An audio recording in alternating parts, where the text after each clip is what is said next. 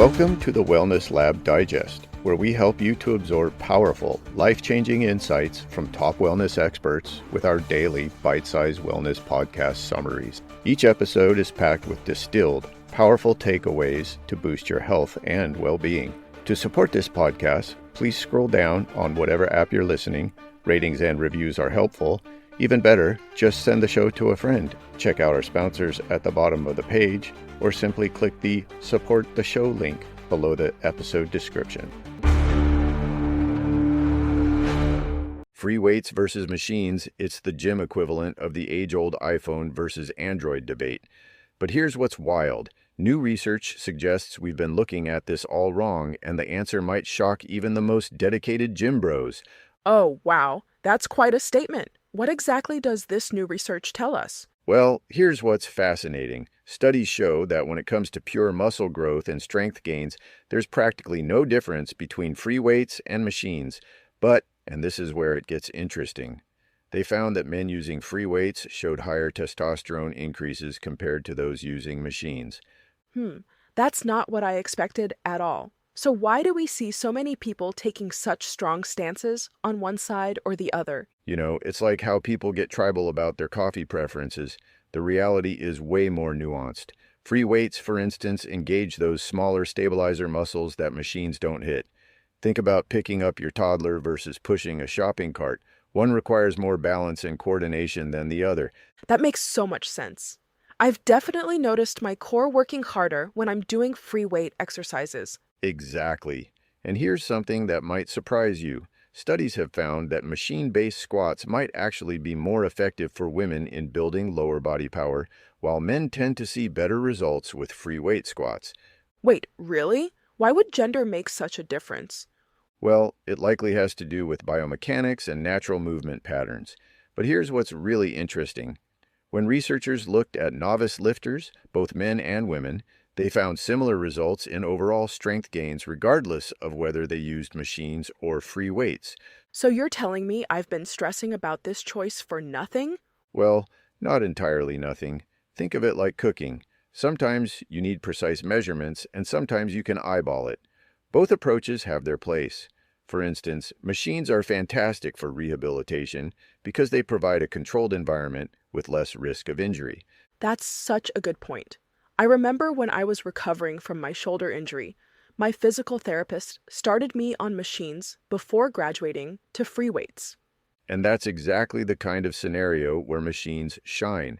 But let's talk about something that often gets overlooked, the psychological aspect. Some people feel more confident with machines because there's less coordination required, which can lead to better adherence to their workout routine. Oh, that's interesting. So the best equipment might actually be the one that keeps you coming back to the gym consistently? Precisely. And here's another factor to consider, time efficiency.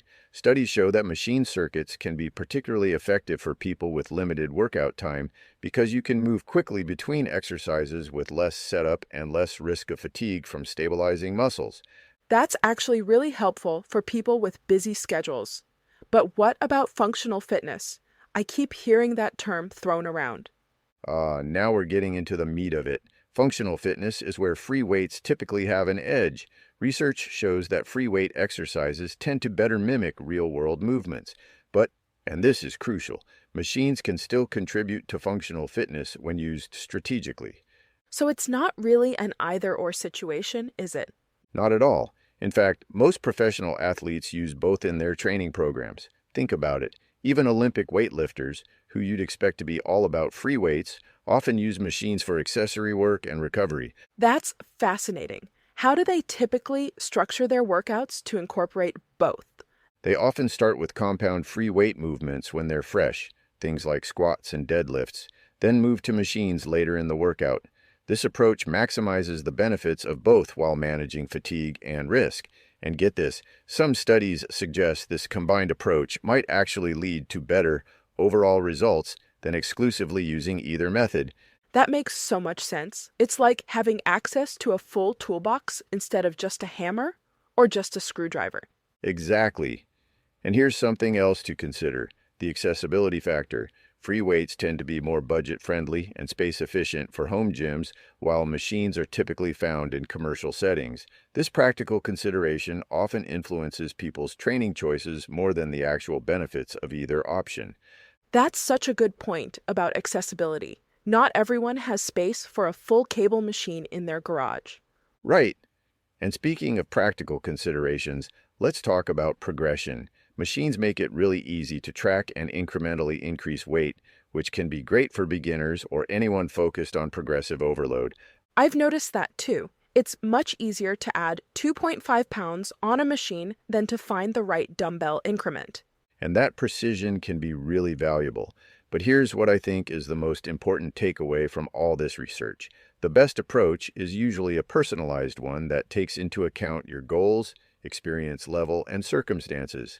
So basically, we should stop worrying so much about which is better and focus more on what works best for our individual situations?